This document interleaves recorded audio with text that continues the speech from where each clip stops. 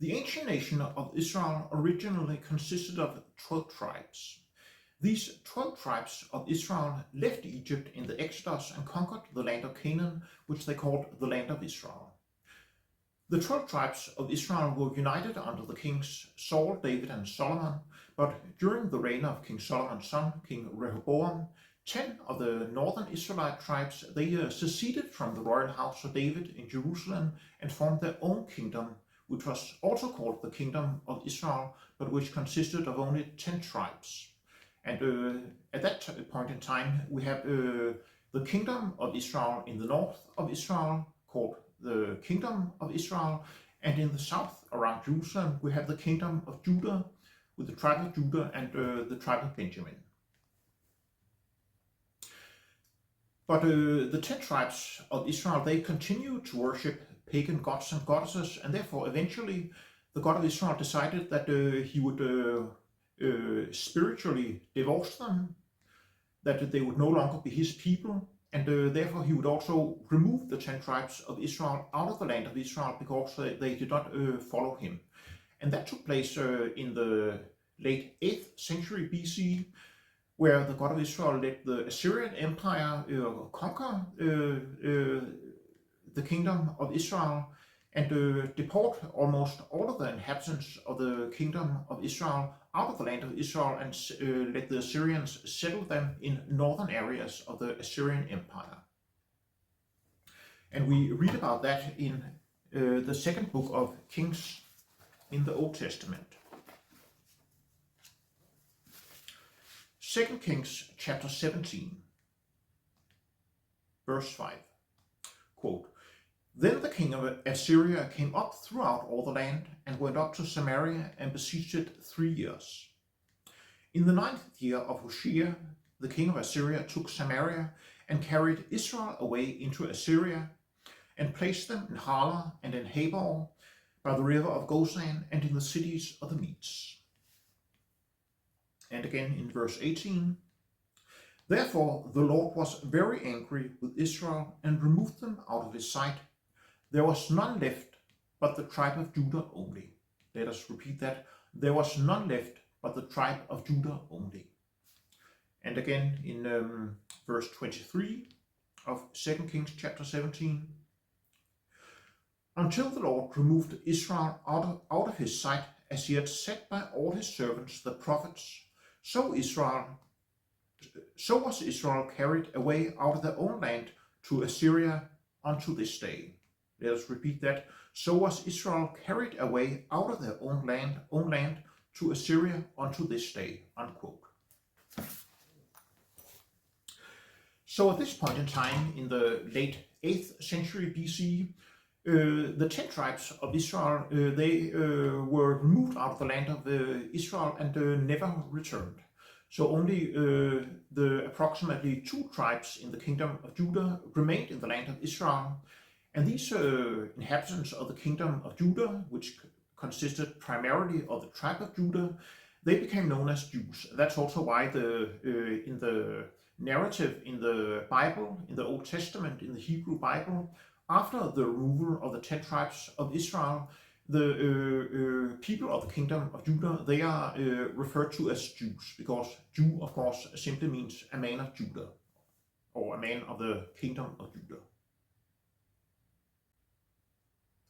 So after the 10 tribes of Israel were removed out of the land of Israel, there were only 2 Israelite tribes left in the land of Israel, the ones in the kingdom of Judah, which consisted of the tribe of Judah and the tribe of Benjamin, and the tribe of Judah was by far the most numerous. And that's why in the Bible, in the Old Testament, in the Hebrew Bible, that after the removal of the 10 tribes of Israel, the inhabitants of the kingdom of Judah, they are referred to as Jews, because a Jew, of course, simply means a man of Judah, a man of the tribe of Judah, or a man of the kingdom of Judah. So after the 10 tribes of Israel had been removed out of the land of Israel, the people of Judah, the Jews, they continued to speculate what happened to the 10 tribes of Israel. And this video is number 3 in a series of 3 about Jewish views on the lost tribes of Israel. And in part 1, the one about ancient Jewish texts on the lost tribes of Israel, we saw that ancient Jewish texts such as the Apocrypha and the Pseudepigrapha and the historian Flavius Josephus from the 1st century AD, they all believed that the 10 tribes of Israel were somewhere outside the Jewish people, but they did not know where exactly. They did take it for granted that the 10 tribes of Israel were not a part of the Jewish people. They didn't even discuss if the 10 tribes were a part of the Jewish people or not. They knew that they were not. And in part 2 of this series, the one on the Talmud, on the lost tribes of Israel, we saw that in the Talmud, which is written down between the 3rd and the 6th centuries AD, in every passage where the Talmud mentions the 10 tribes of Israel, the rabbis of the Talmud, they also take it for granted that the 10 tribes of Israel are not a part of the Jewish people. And again, they do not know exactly where the 10 tribes are, but they do know that they are not a part of the Jewish people. They do discuss whether or not the 10 tribes of Israel are going to be redeemed, if they're going to have a place in the world to come, like the Jews. But they do again take it for granted that they're not a part of the Jewish people. And that brings us to this part, which is part 3 on Jewish views on the lost tribes of Israel. And this is about famous rabbis during the last approximately 1,000 years and what they have believed about the 10 tribes of Israel. And if you would like to read more about this and have all these quotations in print and a lot of other stuff about the whereabouts of the lost tribes of Israel, then you can buy my new book, which is entitled The Lost 10 Tribes of Israel in Europe and Their Future Reunification with the House of Judah. And you can buy it on Amazon. The price is excluding postage and handling. The paperback version is $9, and the hardcover version is $17, again excluding postage and handling. And in this book you will find all of the quotes that we bring in this video and a whole lot more. So now we're going to take a look at what some of the greatest rabbis of the last approximately 1,000 years, what they have believed about the 10 tribes of Israel.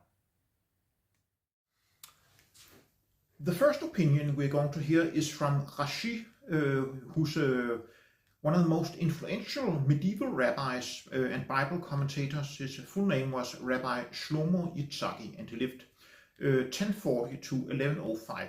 He lived in France. And Rashi here identified Zarephath, mentioned in Obadiah verse 20, as France, and he wrote that the lost 10 tribes of Israel went there. We quote, "The first exile of the children of Israel who were exiled from the 10 tribes to the land of the land of the Canaanites unto Zarephath. The exegetes say that Zarephath means the kingdom of France in common language." Unquote. The second opinion is from the Ramban, who's a Sephardic Jewish philosopher, physician, and Bible commentator from Catalonia, who lived 1194 to 1270, and his full name was Rabbi Moses ben Nachman. He's both known as the Ramban, but also as Nachmanides. And in his book, The Book of Redemption, the Ramban wrote that the lost 10 tribes of Israel, that they are still in exile and they are not a part of Judah. They are not a part of the Jews. And he wrote concerning the same verse mentioned by Rashi, Obadiah verse 20, he wrote that the 10 tribes are in Zarephath in the far north, and that in the end times that the 10 tribes will defeat Edom and return. We quote from the Ramban, "The vision of Obadiah, the house of Joseph, refers to the 10 tribes, who were exiled and still are in their place of exile, the exile of Zarephath and Canaan, which are in the farthest north, unquote. Rabbi David Bonfil from the 13th century, he was one of the students of the Ramban. Rabbi Bonfil, he wrote that a part of the 10 tribes, the ones that were placed in Media, they became assimilated with the Gentiles, while the part of the 10 tribes that were placed elsewhere, they will return and reunite with Judah during the Messianic era. Don Isaac ben Judah Abarbanel, he was a Jewish statesman, philosopher, Bible commentator, and financier originally from Portugal. He lived 1437 to 1508. In 1483, Abarbanel was forced to flee from Spain, where he had settled, and in 1492, Jews were expelled from Spain, and Abarbanel settled in Monopoli in the region of Puglia in the Kingdom of Naples, that is in the heel of Italy. Later he moved on to Venice, where he became one of Venice's leading statesmen. In Abarbanel's commentary, again on the book of Obadiah, Abarbanel wrote that the lost 10 tribes of Israel, that they settled in France, England, and Spain. We quote, Seraphath is France, and so too the exile of Sepharat is Spain. And let you not err just because Seraphath, i.e. France, is spoken of and Angleterre, i.e. England, is not recalled. For there too did the exiles go, and lo and behold, that island is considered a part of Zarephath, and in the beginning belonged to it, and in the ancient books they call it the Isle of Zarephath, i.e. of France, even though it later separated itself from Zarephath, France, and became a kingdom in its own right. And maybe the intention is to those children of Israel who completely left religion due to the weight of troubles and persecutions, and they remain in France and in Spain in their thousands and 10,000s huge communities. They shall return and request the Lord their God. Unquote. Rabbi Yehuda Löw, who is also known as the Maharal or the Maharal of Prague, and he was one of the most highly respected Jewish religious thinkers of his age, and he lived approximately 1525 to 1608. The Maharal, quote, taught that we will never discover the tribes by searching. He explained that the exile of the 10 tribes is a divine decree that will not be rescinded until the Messianic era. Even knowing their whereabouts would already be a measure of reunification, and God has decreed that there not be reunification until the time of the final redemption.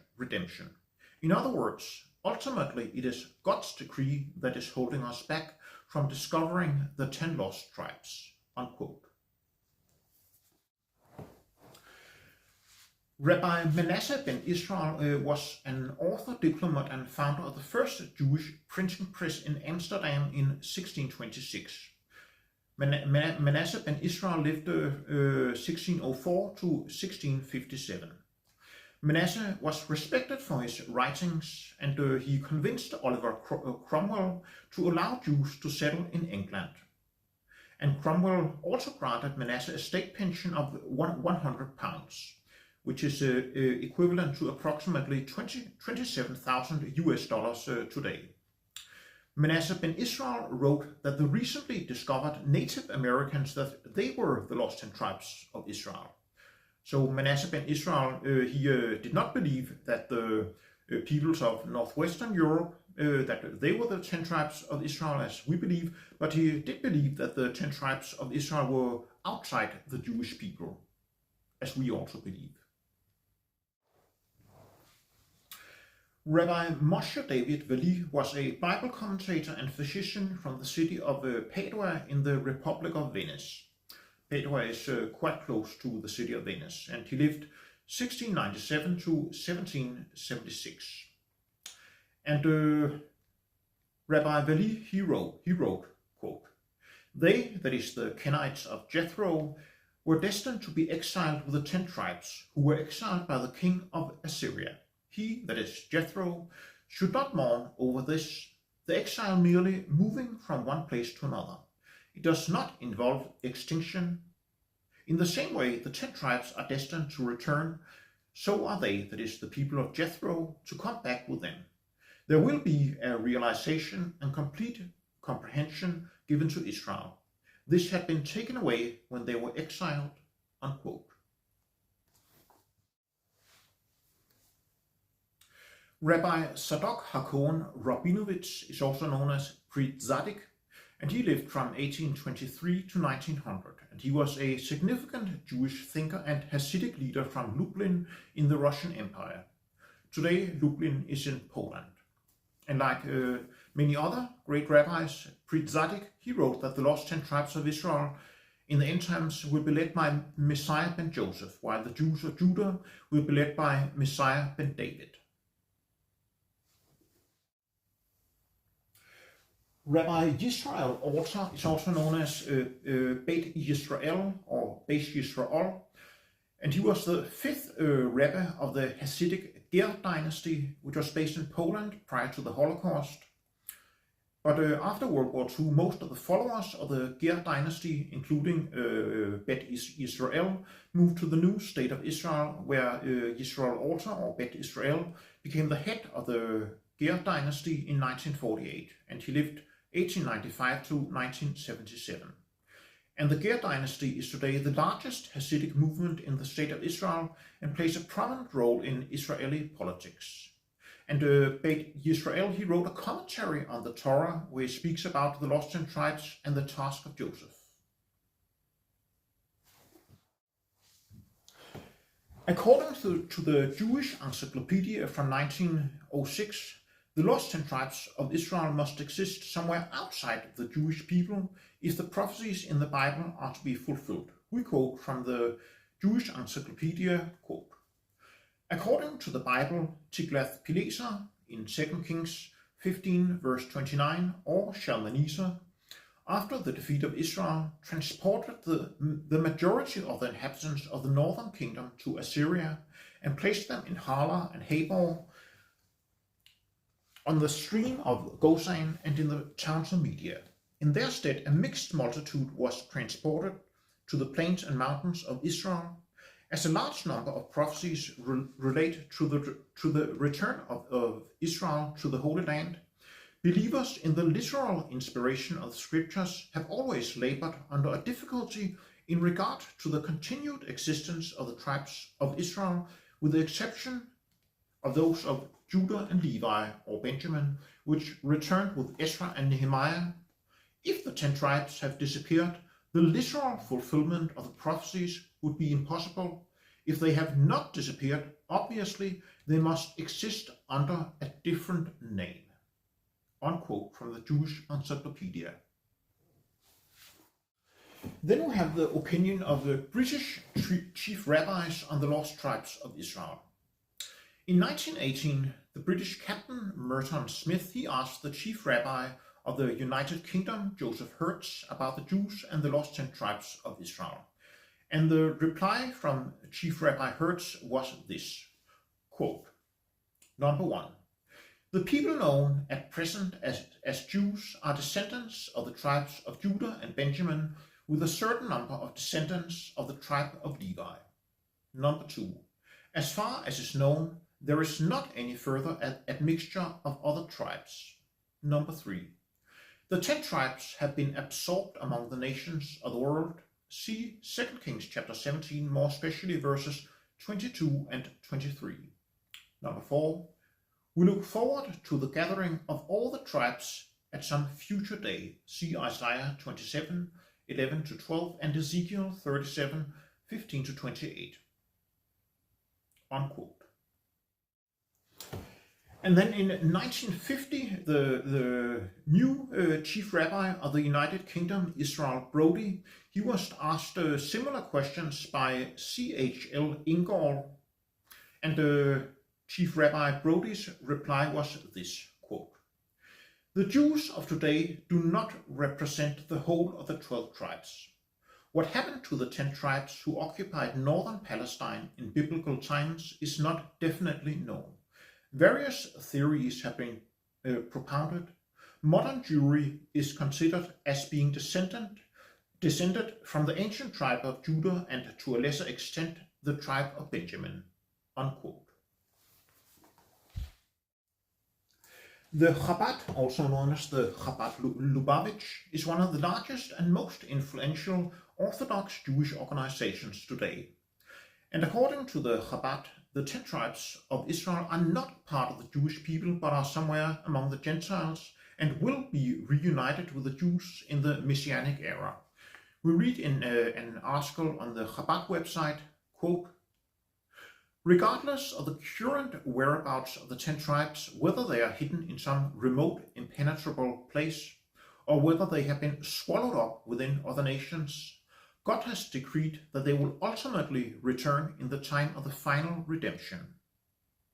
It shall come to pass on that day that a great shofar shall be sounded, and those lost in the land of Assyria and those exiled in the land of Egypt shall come, and they shall prostrate themselves before the Lord on the holy mount in Jerusalem. That's a quote from Isaiah 27:13, and an unquote from the Chabad website. The Orthodox rabbi Chabad and Boteach has been called by Newsweek magazine the most famous rabbi in America. In his best-selling book Judaism for Everyone from 2002, Rabbi Boteach writes, an Israelite is someone who is a descendant of Jacob. After the dispersion of the 10 tribes, the Israelites were referred to as Jews because the remainder of the Jewish nation, those who today form the bulk of the Jewish people, all stem from the tribe of Judah. Unquote. So if virtually all Jews of the past have believed that the Jewish people descend from the tribe of Judah and the kingdom of Judah and not all 12 tribes of Israel, why then was the Jewish state founded in 1948 called Israel and not Judea? The Israeli-American historian Martin Kramer, he answered that question in the article, Why Israel is called Israel and not Judea. The name Israel came by a process of elimination because there wasn't time to come up with anything better. And he wrote that in the Jewish online magazine, Mosaic magazine, in 2021. And in this article, Kramer explained that most people expected that the Jewish state would be called Judea after the name of the Jewish people. But because Judea is also a geographical area that belonged to the ancient tribe of Judah, and that almost all of this area was expected to become a part of a future Arab state, Judea was rejected. And then he also mentioned that then the name Zion was suggested, but that was also rejected because the actual Mount Zion, it was also expected to become a part of a future Arab state. And another suggestion for the new state was Eva, which means Hebrew in the Hebrew language, but no one liked that name. Someone also suggested Eretz Israel, meaning the land of Israel in Hebrew, but it was also rejected. So then after all these names had been rejected, David Ben-Gurion, who became the first president of the Jewish state, he finally suggested the name Israel. It seemed strange at first, and the proposal was received coolly, wrote Cabinet Secretary C.F. Sharef in his 1962 book 3 Days. And again he continues, most were unenthusiastic, but there was only 48 hours left and much urgent work to be done, and the matter was put to a vote. 7 of the 10 members present voted for Israel. Unquote. So we therefore see that the name, the State of Israel, it was not chosen because the Zionist leadership saw their new state as a continuation of the 12-tribe kingdom of Israel from the Hebrew Bible, but simply because the lack of a better name. So actually the Zionist leadership, they did view themselves as heirs of the state of Judea, but not directly as heirs of the ancient state of Israel. We therefore see that right from the deportation of the 10 tribes of Israel in the 8th century BC, it has been the only, or at least the predominant, Jewish opinion that the 10 tribes of Israel were not a part of the Jewish people. It's the opinion of the Old Testament, and it's the opinion of ancient Jewish text outside the Bible, and it's the opinion of the rabbis of the Talmud, and it's also the opinion of a whole lot of famous rabbis from the last 1,000 years. Of course, there might be rabbis from the last 1,000 years, or at least more rabbis from more than 200 years ago who may have believed that the Jews represented all the 12 tribes of Israel, but at least I'm not aware of them. So this idea that the Jewish people only represent the kingdom of Judah and the tribe of Judah, that has been the idea right from ancient times until very recently. And the idea that the Jewish people are descended from all the 12 tribes of Israel is actually a rather new idea.